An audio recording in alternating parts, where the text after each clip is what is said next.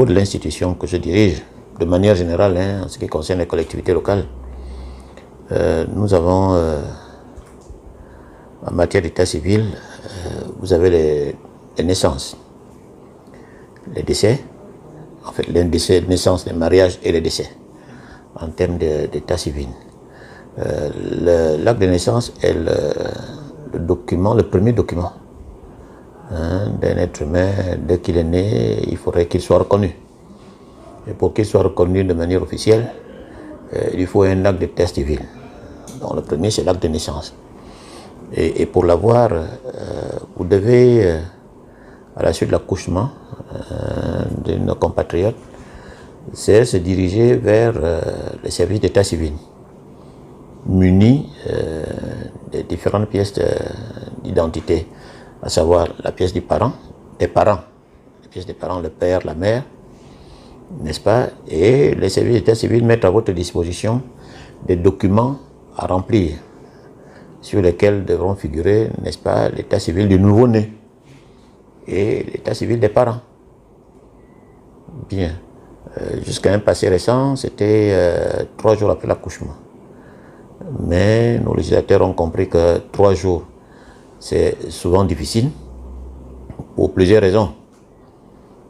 Vous avez des femmes qui accouchent par césarienne, ou qui accouchent après, elles ont des difficultés. Donc du coup, cette dernière ne peut pas partir de l'hôpital, n'est-ce pas, tant qu'elle ne se sent pas bien, pour se diriger vers une institution qui est en charge de l'établissement des pièces d'identité, à savoir l'acte de naissance. Ou encore, pour des problèmes financiers, n'est-ce pas, elle va accoucher, mais c'est au milieu du mois. On n'a pas suffisamment de moyens financiers pour payer, n'est-ce pas, les charges de rente à l'accouchement dans une maternité.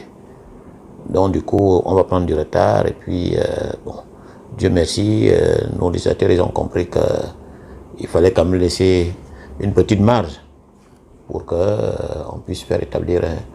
Bon, il en est de même pour en ce qui concerne les mariages, n'est-ce pas? C'est 2 personnes de sexe opposé qui saisissent l'officier d'état civil d'abord par écrit, et à la suite de cette correspondance, l'officier d'état civil, c'est-à-dire le maire, les met en contact avec la personne qui est en charge des mariages, qui à son tour met à la disposition de ces derniers un dossier qu'ils vont devoir remplir et le soumettre à l'appréciation de l'officier d'état civil.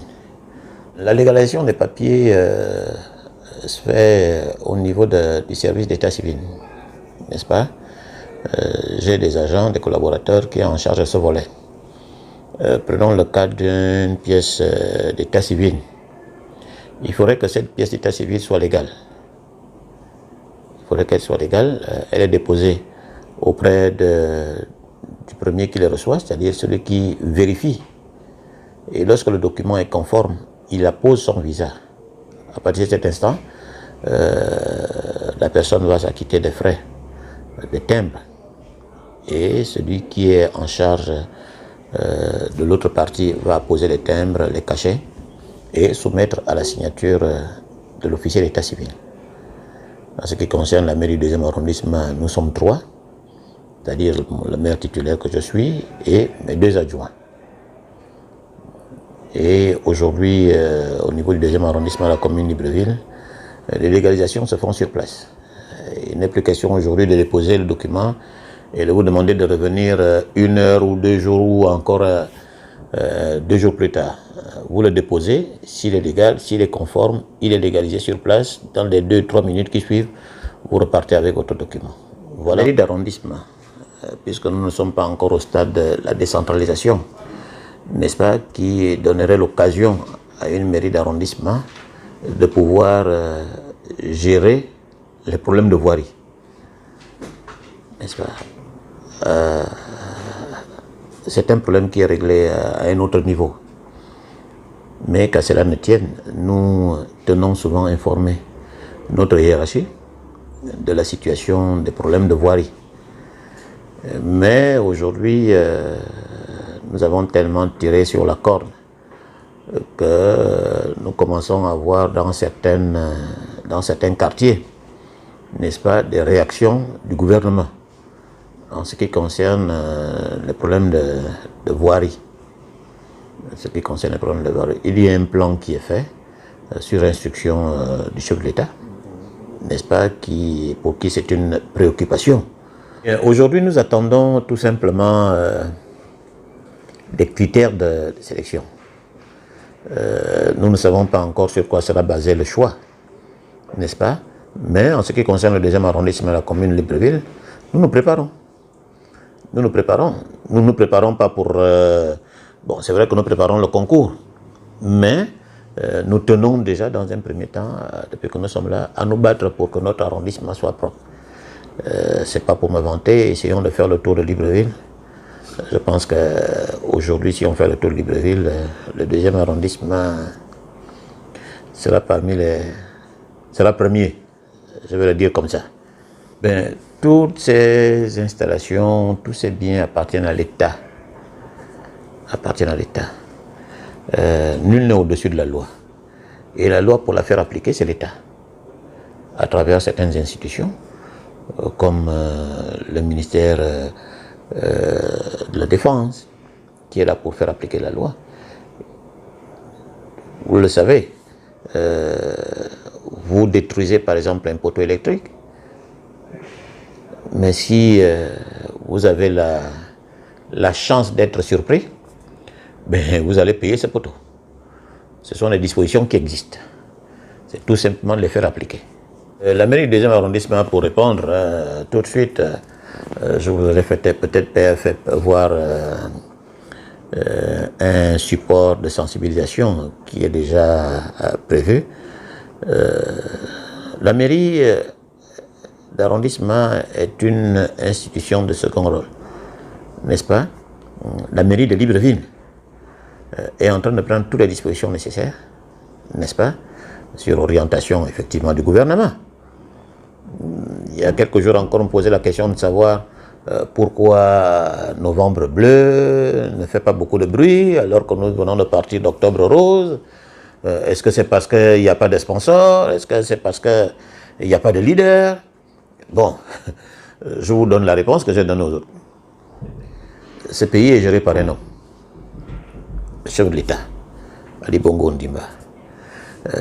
Comme vous le savez, il a toujours un petit tour dans son sac. Novembre Bleu. Il avait sa petite idée derrière la tête. Et puis à la tête du ministère de la Santé, il y a un homme qui se bat, qui est sur tous les fronts. Ce serait ne pas comprendre que ce dernier est quelque chose concernant les hommes, après qu'ils se soient battus pour soutenir les femmes. Non, je pense que Novembre Bleu, concernant les hommes, il serait important pour les hommes que nous sommes de pouvoir nous faire dépister. Emmanuel Aborela, il s'agit de lui.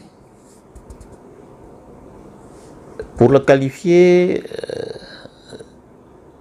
c'était un grand homme, un grand commis de l'État, malgré son jeune âge. Je vous dirais qu'Emmanuel est resté, a passé toute sa carrière à la mairie du 2e arrondissement en tant que secrétaire général. Avec mes collègues et collaborateurs, nous nous sommes amusés à faire un peu le point sur sa longévité à ce poste et faire le tour du pays. On a fait le tour du pays, on a fait un peu le tour de l'Afrique, on s'est amusé à aller par devers le monde. On s'est rendu compte qu'aucun secrétaire général n'est resté en fonction, aucun, aussi longtemps que lui, au même poste. Même poste. C'est vous dire que la mairie du 2e arrondissement perd là, non seulement la mairie du 2e arrondissement, mais l'administration du territoire perd là un grand commis de l'État. Un grand commis de l'État. C'était un homme affable, qui n'avait pas de problème avec les gens. À la limite, on pensait même qu'il était agent municipal. On pensait qu'il était agent municipal. Vraiment, pour résumer, c'est une perte énorme. C'est une perte énorme au niveau de la commune de Libreville. La mairie du 2e arrondissement, jusque-là, n'arrive pas à trouver des mots des mots pour manifester ce que nous ressentons avec ce départ. La mairie du 2e arrondissement appelle à une bibliothèque, parce que c'est un document que nous avons égaré. Il suffisait tout simplement de poser la question à M. Emmanuel Aborela pour que vous vous retrouviez sur le sujet ou les références concernant tel ou tel dossier. C'est une perte énorme pour la mairie. Le mot de fin, c'est de rassurer un peu nos populations. De les rassurer parce que pour beaucoup, depuis un moment, ils savent que la mairie de Libreville, pas la mairie du 2e arrondissement, la mairie du 2e de la commune de Libreville, à laquelle appartiennent les 6 arrondissements de la commune, effectivement, les agents sont en grève. Les agents sont en grève, mais le service minimum est assuré. Le service minimum est assuré. La mairie de Libreville, les responsables, le bureau du conseil municipal de la commune de Libreville est en train de trouver, avec les différents syndicats, n'est-ce pas, les voies et moyens pour régler, n'est-ce pas, le cahier des charges. De un, de deux, je dirais aux populations en ce qui concerne l'insalubrité, puisque le problème revient à chaque fois.